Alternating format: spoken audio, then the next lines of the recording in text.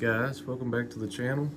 It's currently snowing pretty fair outside, so I figured I'd come down today and do a little project I learned from SMT Mainline. Shout out to him on YouTube.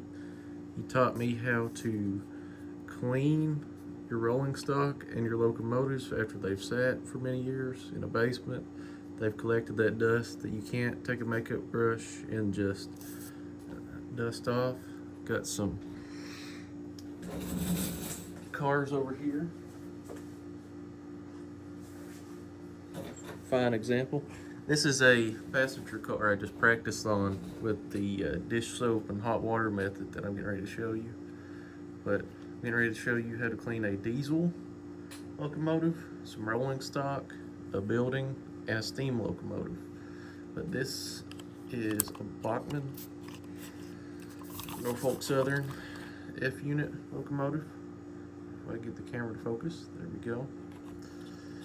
You can kind of see the light's hitting it a little bit, but you can see the dust at the top where it's been left to sit. And this is not a dust that you can just wipe off with a makeup brush. You can see my finger. It will do some of the job, but we're gonna make sure it looks shiny and straight out of the box. Before we get all these trains getting ready to run, a little bit on the layout. Figured I'd prep it, get everything looking brand spanking new with everything. I'm not gonna lie to you, this is my first time. So obviously I practiced on a junky rolling stock that really never gets used. Still need to change this Southern Pacific rail car to KD knuckle couplers. It's got the old school couplers. Got this at a train show right outside of Las Vegas years ago. It's been 4 or 5 years ago. It's a good little $5 pickup. Even better with some KD couplers. Got the good piece of rolling stock to practice on. Picked up this. Also need to pop the shell back on. Picked up this Burlington Northern Jeep. It's been years back. Don't recall the train show. And as you can see, still some dust up in the exhaust fans up top. So still need to keep practicing with it. But that's why we're here. We're here to learn, not to be perfect on our first try. But if I can do it, you can do it. So let's do it. So what you need to clean your rolling stock and rail cars is first you're gonna need a warm Tupperware or any bowl you have laying around the house. It doesn't have to be special. You have that, and you do about 2 very conservative drops of Dawn dish soap. A lot of people use Palmolive. It's just kind of your preference, whatever you have around the house. Don't go crazy with it. Still kind of battling the bubbles. I'll show you how we curve that.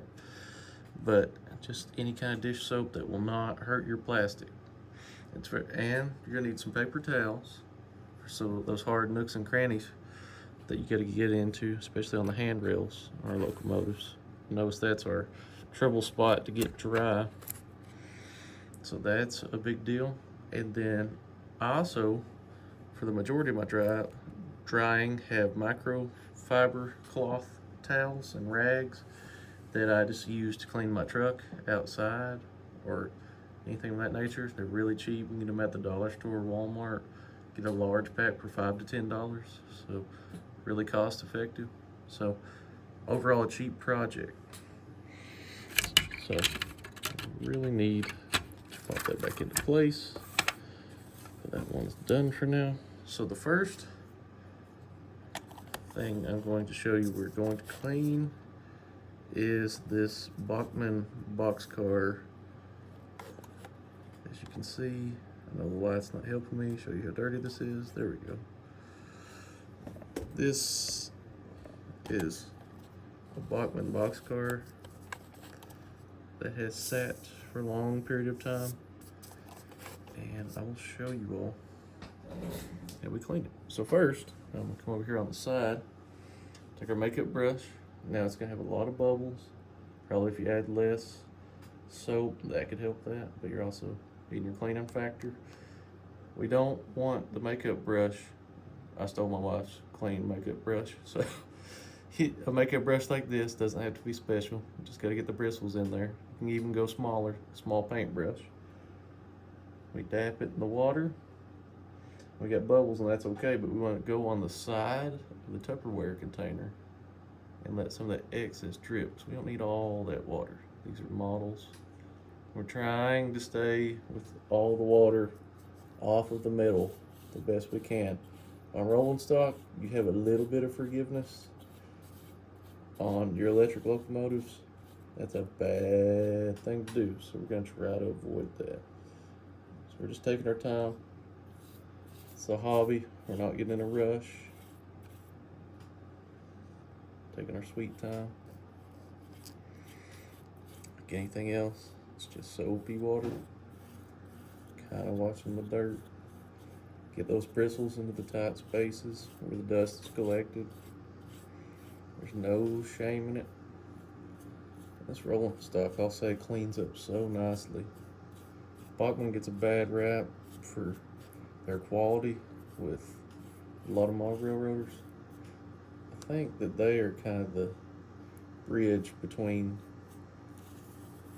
high money model railroading and cost effective model railroading. So we're gonna take that brush, and yes, I did see a little bit drip. That's okay. Take our microfiber towel. And a lot of this is gonna come out with air drying too.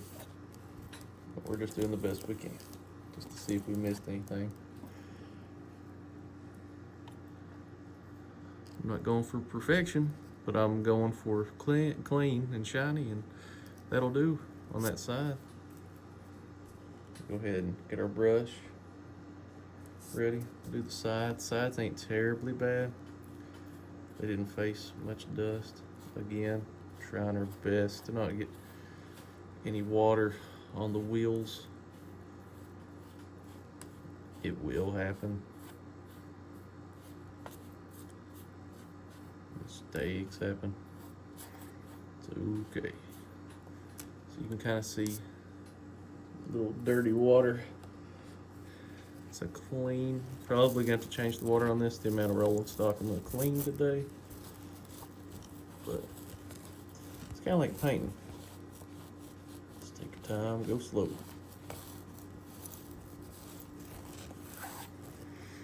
And that's a clean side of a boxcar. So I'm going to do the other side of this boxcar and finish it up.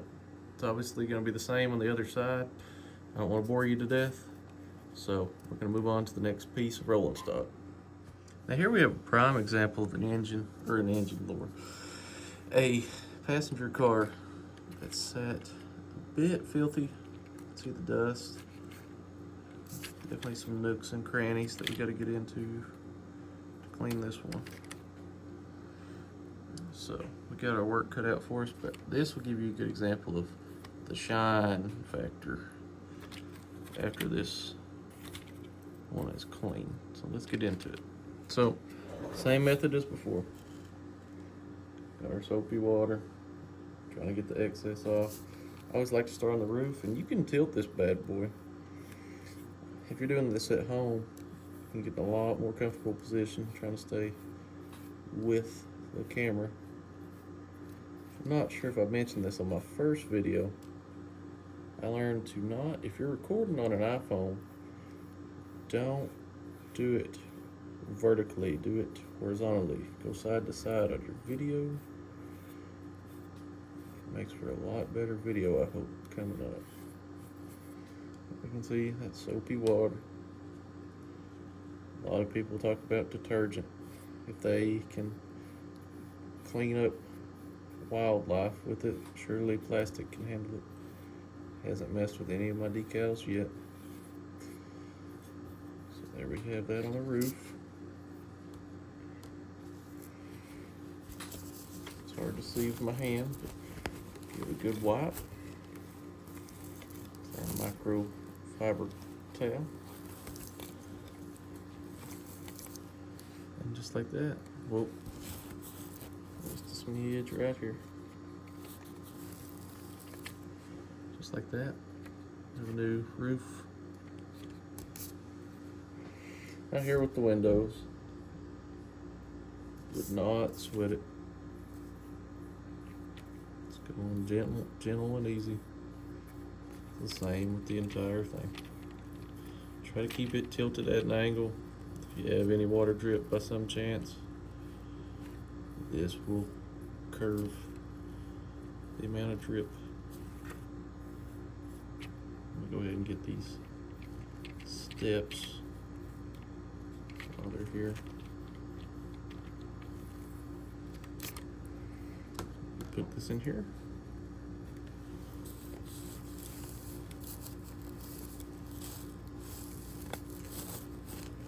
Like a toy car, you're never gonna get your windows perfectly dry, but that's okay because they'll dry in time. Just try your best. So that's one side. I'm gonna work on the other side of this passenger car. Not much to it. So here we have a filthy diesel, and this light right above the camera is not helping me any. It doesn't look that bad on camera, but I promise there's a lot to be desired. You can kind of see. So I wanted to show you all the diesel, specifically one with handrails, because it's a bit tricky. So this is my Bachmann. It's DCC, no sound. It's a RS3, Alco RS3. Very nice locomotive. It's painted in the tuxedo scheme, and not that all of these locomotives aren't filthy from sitting, but specifically the black and darker colored locomotives I have, they definitely are what brought this cleaning about. So on the shell, it's plastic. As far as the shell, on this particular locomotive, there's not anywhere stripped to the electrical. This is just me spitballing, but I would let your locomotive sit for 24 hours after this, just to ensure that no water got anywhere it shouldn't have been.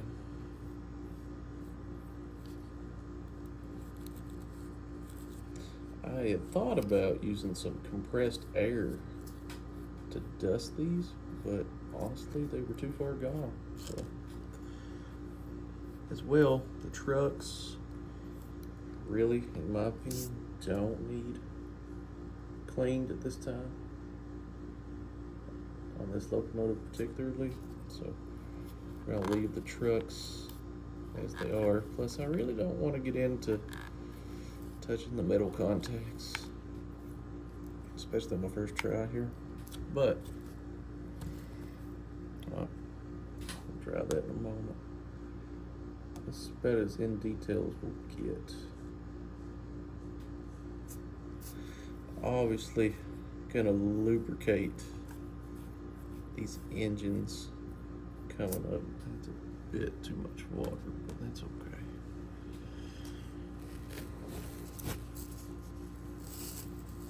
Just the shell. Definitely gonna lubricate these engines where they've sat for so long.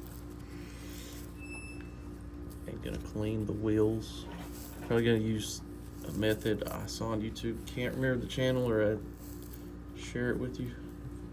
It's isopropyl alcohol, 70% to 90%, whichever you prefer, to clean the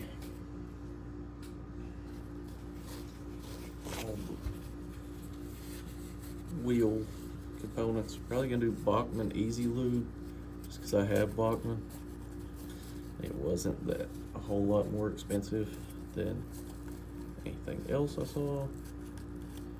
Be easy on your handrails. That's why I'm taking the time, adjusting, taking a paper towel, rolling it up, just getting any moisture we missed.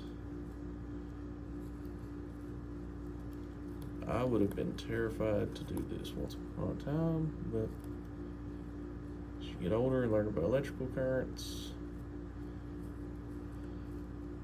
you get a little braver. So, not gonna get it perfectly dry on the running boards, but we're gonna do it to the best of our ability.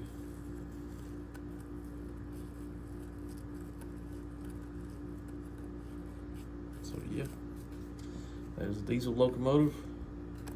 Like in math class, what you do to one side, you do to the other. So let's get a steam locomotive and wrap this video up. For my steam locomotive, I have my Bachmann 260 Southern. I call her Old Reliable. She's actually my first DCC engine of my life. She came in my Easy Command starter set. I forgot what it used to be called. It was Southern Thunder or something. He was at Hobby Lobby once upon a time. So definitely a special engine. Take extra care to not damage her in any way. Wanted to pick a dark colored engine. Can't really see the filth, but I promise it's there. With steam locomotives, you're really gonna have to take your sweet time. A lot more crannies to work into, and the wheels are overly exposed, and we're trying to stay off the metal. So luckily this one, before I abandoned the hobby, for lack of a better word, I had put it in my engine shop, and it had been covered for years.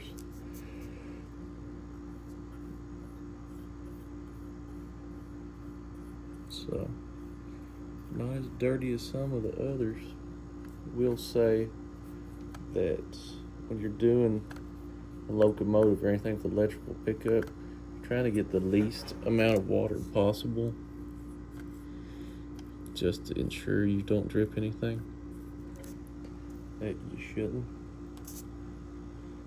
Again, like painting, we're taking our time. We're doing this. We don't have nowhere to be, so do it right.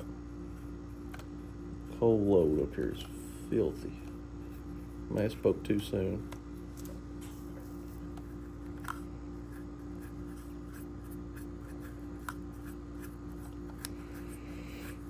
And like cleaning a vehicle, I like to start on one side, then work to the other. So, in between, you're always drying. You never want to wipe down the whole thing, or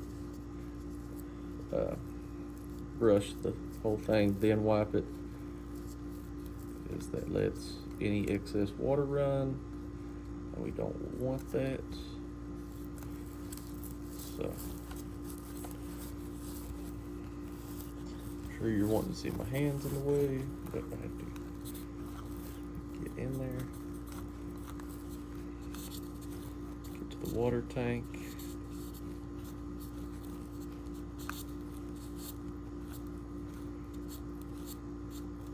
On the tender, and yeah, that's how you do a steam locomotive. That's a 260. So I'll be running through the whole locomotive roster, showing you all what I have so far. It's gonna be after I clean them. Don't want to show you them as they're filthy, but I'm gonna show you the whole locomotive roster, and that's that. So going off again, a YouTube video I watched to learn. I was a little intimidated with putting water on anything electrical. Rolling stock, I wasn't as opposed, but water corrodes metal, so everybody knows that you just gotta be careful, take your time, and you'll be all right. So that's how you clean any HO scale rolling stock or locomotive that's sat for a while. There'll be also a separate video to when I lubricate my engines and when I clean my track and my wheels. That way I'm walking through every process of this with you guys. So thank you. I also wanted to quickly show you guys what I've been doing on the layout. It's only been a day since my last video in real time, and probably, I don't know if I'll post this the day of, but this is the day after my first video. So I'm gonna show you, haven't done much, just kind of working on rolling stock. I did go over to my mom and dad's to recover all of my rolling stock and my buildings, and basically what was left of my layout that I'll be using on this layout. So it's kind of cool, kind of sad, tearing it down, pulling up the track. Makes you think of real life when people pull up the railroad track. So not getting deep with it, but I'll show you what we've been doing on the layout. So although an absolute mess, so I'm still filming this video, finishing it up. Not as clean as it was yesterday when I was filming, but now that the foam board's down, I figured it was time to paint the sides of the layout with a leftover blue that I had that matches the wall. Figured it would make a cleaner look for the bench work. So that's what we did. It's my makeshift chair for now. Don't know that I hung anything else up. Got a few signs to hang up this evening. It's snowing outside. So that's what we got going there. Found my American flag. Gonna have that on a mountain peak. Still think that's cool. Work, but got my co-op. That's a sneak peek at all my locomotives and rolling stock, and all my buildings, and a bunch of miscellaneous stuff in that bin. So yeah, that's the layout for now.